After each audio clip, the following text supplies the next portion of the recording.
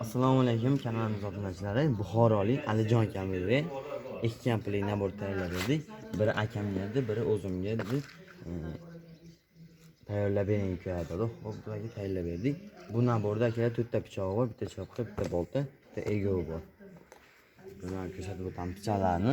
Pichoqlarning tig'lari klapandan bo'lgan, soplar tekislikdan bo'lgan, oxirgi zaklovka bo'lgan. Ismlarini yozib berdik.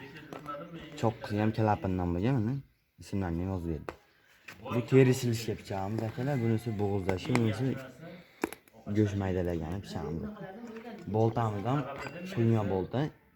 Bu qarahni dizib qo'yamiz, suvaga umuman qatmaydi, bemalol zakaz qilsanglar, chorix tayyorlab beramiz. Undan tashqari akalar, bu naborimizning narxi akalar 1.700 ming so'm. Agarda xarid qiladigan bo'lsanglar, xuddi shunaqa kalapandan bo'lgan, охотничий formada chiqqan pichog'imizni podarkiga qo'shib beramiz sizlarga. Kalapandan bo'lgan, gulvantlari qo'rg'oshindan bo'lgan, soplari chinor daraxtidan bo'lgan. Kesishlari ham juda ham zo'r akalar. Kesishni ko'rsatib o'taman. Kesishlar suv deb oladi akalar bular. Pichoqlarni ham kesishni ko'rsataman.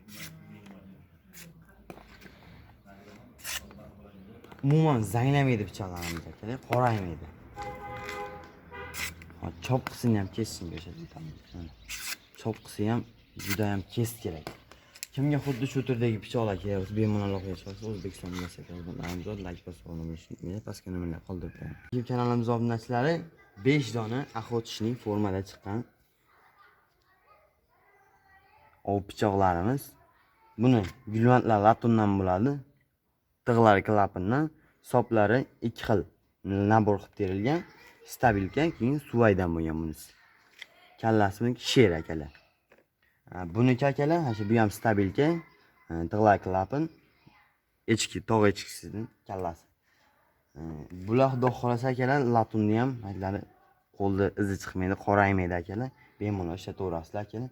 Juda ham bir chiroyli chiqqan, uylarga olib qo'ysanglar ham, uylar ko'p turadi, kimga sovg'a qilsanglar ham xursand bo'lib ishlatadi akalar.